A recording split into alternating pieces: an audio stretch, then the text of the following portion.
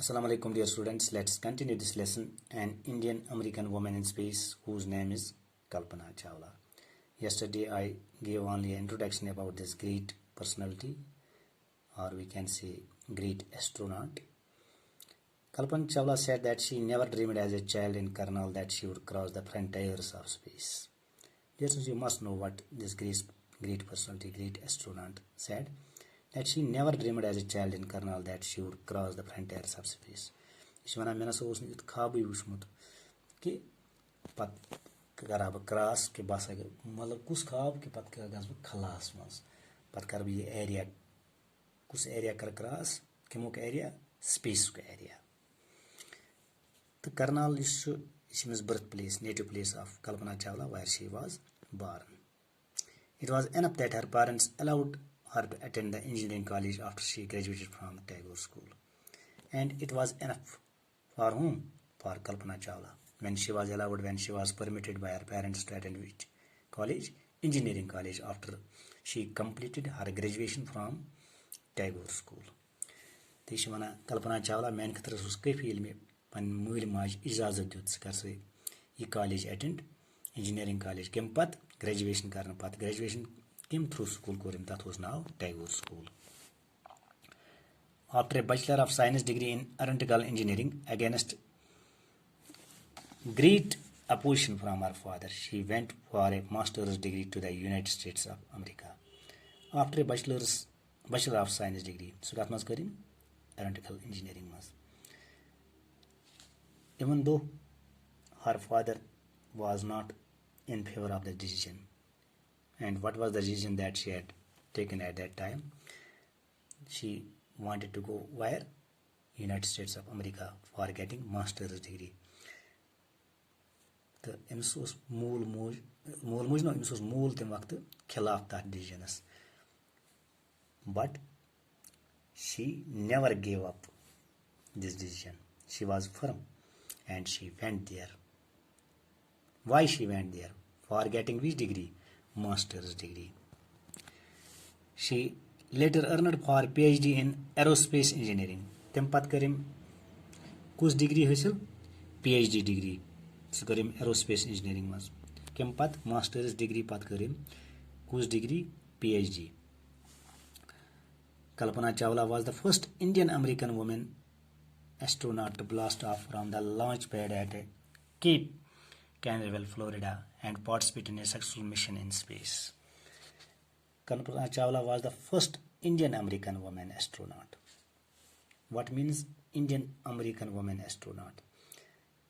Indian American woman astronaut means Kalpana Chawla was born where? In India. So Zamut Kait Imskas native place, dear students. Native place is the birthplace is Karnal. Karnal is Haryana. This is Science Mulkas mas India mas. The Tava is Chesmana, one was Escathonos Indian American. Ili Yedzai Tempatkaram, she got, we can say, citizenship. From which country? From America. She became the citizen of America. Kalpana Chawla was the first Indian American woman astronaut to blast off from the launch pad. First astronaut mein one of their sons. A person after getting training, a person who travels in a spacecraft. This spacecraft must catch the astronaut. To blast off means go take off. Here khasnas mana. Nili here khas god khas khalas mas. Kim jay pet khas here from the launch pad of at Cape Canaveral, Florida. And participate in Kurnu Atmasis at successful missions in space was. Atmas Kurim participate. Kim Kur participate? Kalpana Chawla. Atmas is Burkiti came. Imo his new the Ethiopian Mazak. The Yum Katavisim crew members Seriasim Sat. You must remember Seriasim Sat Timan Mazas Ak It Timan Satan Maz. Kus Kalpana Chawla. Her family from India cheered along with the staff at Kennedy Center as they watched the Columbia liftoff. Ilhamson's family members, Yam Bucky, Sani Mulkik, Hindustanic Rosen will. تم تہِ ٲسۍ تمہِ وقتہٕ تِمو تہِ کوٚر أمِس encourage تہٕ support. She was encouraged. She was supported by her family and we can say other Indians. یِم باقٕے تہِ ہندوستانٕکۍ روزن وٲلۍ ٲسۍ تِمو تہِ کوٚر أمِس support. She was encouraged. She was supported by her family and with the staff, along with the staff at the Kennedy Space Center when they watched the Columbia liftoff. Yelli timo wuchi Columbia chat naav spacecrafts. Yelli hyor khot space mans. Ta em waqt kor so encourage. Kus karak encourage. Kalpana Chawla was encouraged by her family from India. They supported, they encouraged her along with the staff. Kalpana was born in Karnal, Haryana, but was a naturalized US citizen married to a flight instructor Jean Perry Harrison.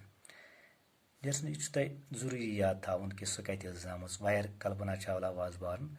She was born in Karnal, Haryana. Karnal is actual location. Haryana.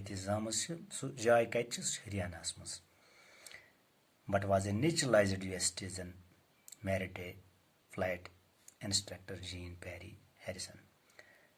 She got American citizenship after marrying American flight instructor whose name was Jean Perry Harrison. So bane achi shahri pat America shahri yel tim khandar kur so tat koi rozn wol yes imes tim khandar kur so flight instructor matlab gus heshnawan wol as ta timis ke usna what was his name was Jean Perry Harrison. Imes tim khandar kur so America ku rozn wol Jean Perry Harrison was American ku rozn wol timis korim khandar tim pat bane ye achi shahri kuz bane Kalpana Chawla kati shahri America. Besides being astronaut, she was licensed. Astronaut matlab is a person who traveled in a spacecraft. Magar imis mile yet license कि कर से fly single या multi engine land airplanes मतलब बेनम light aircraft glider से ना light aircraft है इमसा ये मतलब वो इस वनो कि सास successful pilot. She became a successful pilot. Who became a successful pilot?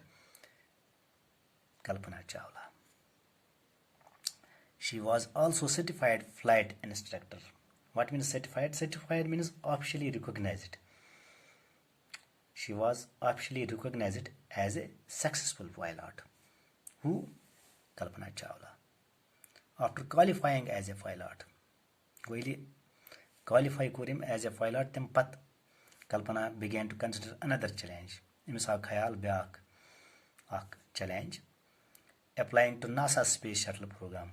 She decided to apply for NASA Space Shuttle program.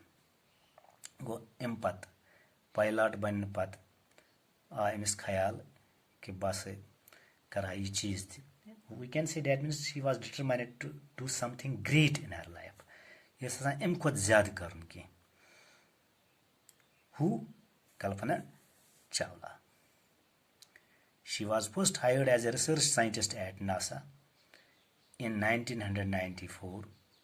She was selected by NASA for training as an astronaut.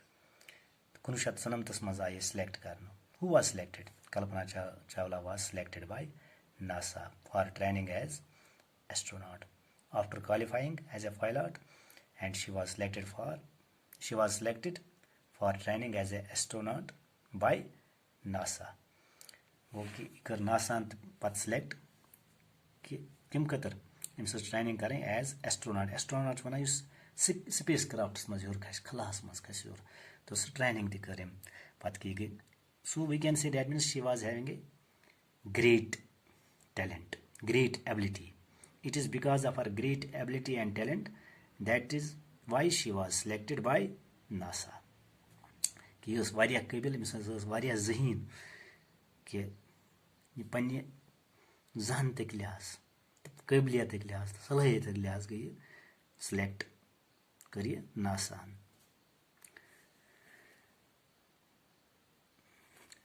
Thank you.